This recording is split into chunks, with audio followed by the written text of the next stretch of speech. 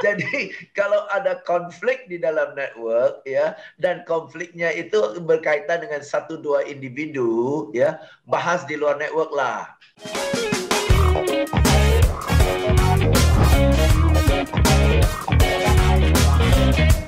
Lalu bagaimana, nah ini berkaitan kalau dalam networking itu ada konflik gimana menyelesaikan, mengkomunikasikannya. Oke, tapi sebelum sampai ke sana, saya ingin bertanya dulu nih, karena para sales, marketing, begitu ya, mereka yang profesional, ingin sekali memaksimalkan networking ini. Bagaimana sih mempraktekkannya ini ya, supaya bisa memaksimalkan kesuksesan yang dirancang atau yang menjadi tujuan. Silakan Pak James.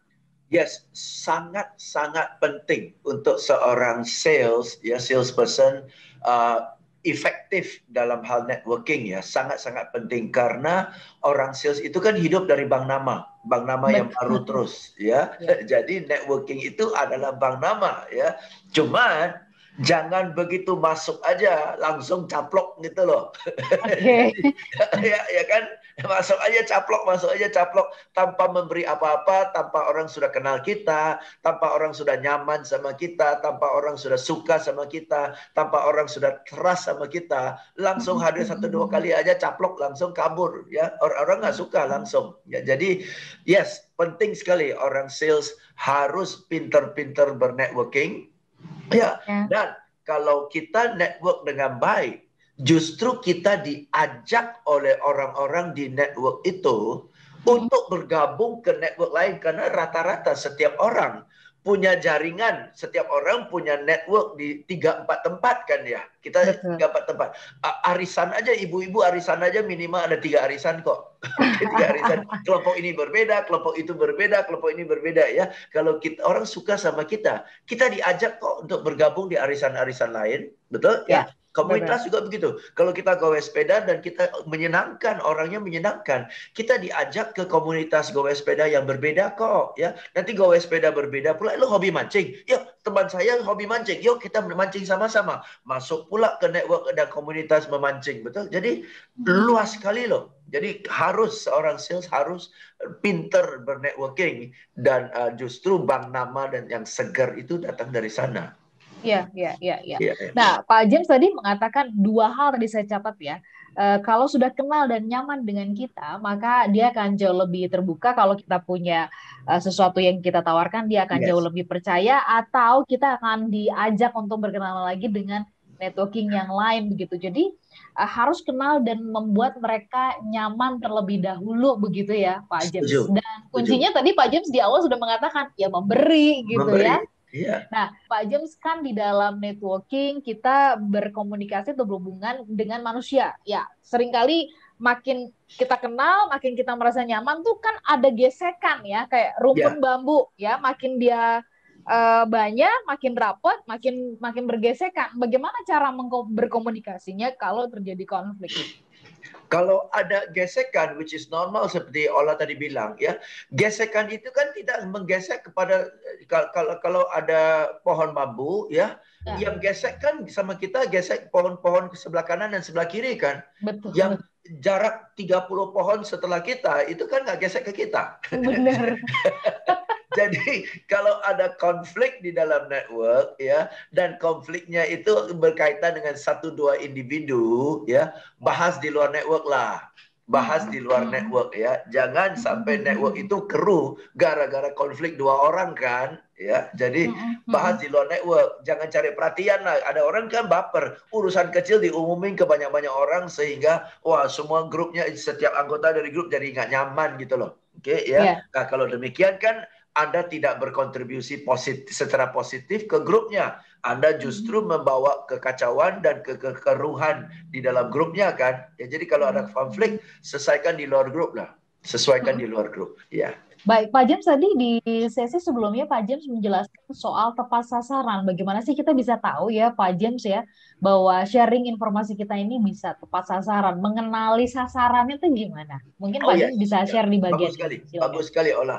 Mengenali sasaran itu adalah mengenali sifat network kita kan ya, sifat di network kita ya. Orang-orang di network kita itu sampai dia bergabung di network ini, pasti ada satu kesamaan lah antara mereka, ya. Iya. Apakah Iya. ini network pengusaha atau Oke. network orang yang suka olahraga atau network orang Iya. yang suka ngopi, betul ya. Macam-macam networknya. Dia ada benang merahnya, ya. Dan benang merah itu pun kadang-kadang bisa lihat, ya, bukan hanya hobinya mereka, tapi concernnya mereka apa, kekhawatiran merekanya apa, ya, kebutuhan mereka apa. Kan ada, kalau kita sudah bergabung di network itu dan niat kita adalah cari tahu how can I contribute to this network, kita akan lebih peka, ya, dalam hal keinginan dan kebutuhan anggota-anggota yang ada di network itu. Karena dasarnya niatnya adalah how can I contribute to the network, bagaimana kehadiran saya di network ini bisa bawa hal yang added value lah, added value ke network ini. Okey, ya. Jadi kalau Anda adalah bintang, katakan seorang yang sangat-sangat populer, ya, begitu Anda bergabung, network pasti heboh. Selamat bergabungnya Mas ini, selamat bergabungnya Mas itu, selamat bergabung Mas ini, selamat. Tetapi setelah disapa dengan begitu ramai, si bintang ini, si artis ini tidak aktif di networknya. Lama-lama dia juga dianggap sebagai biasa aja gitu loh. Ya, kebintangannya itu pudar. Kebintangannya itu pudar. Awal-awal saja, gila, dia bergabung loh di network kita, seru banget. Ya, tapi akhirnya ya gitu-gitu aja. Ya, ditegur nggak nyaut gitu ya, diajak melakukan sesuatu nggak berminat, nggak ada ketertarikannya. Ya, lama-lama orang juga akhirnya ya udahlah ngapain gitu ya, Pak James ya. Biasa-biasa aja. Biasa-biasa aja. Ya, biasa-biasa. Sebaliknya, seorang yang biasa-biasa, karena dia aktif banget berkontribusi terhadap network ini, setelah 1 tahun, dialah jadi bintangnya. Jadi star network ya? Dia jadi bintang. Dia kemana-mana orang kenal dia, gitu ya. Orang sapa dia, orang cerita tentang kebaikan yang dia lakukan, gitu kan. Ya, so it's all about giving sih. It's more giving than taking.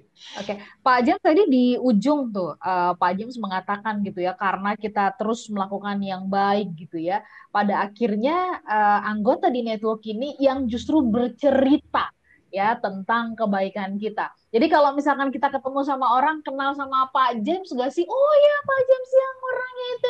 Nah, itu berarti apakah sebagai satu tanda bahwa network kita menunjukkan efektif ya, dan bisa semakin kita maksimalkan untuk kesuksesan kita. Kalau misalkan ada yang bertanya sama kita, kenal sama ini nggak sih? Udahlah nggak usah dibahas. Kalau ngomongnya kayak gitu tuh Pak James, berarti apakah itu tidak efektif? Silakan.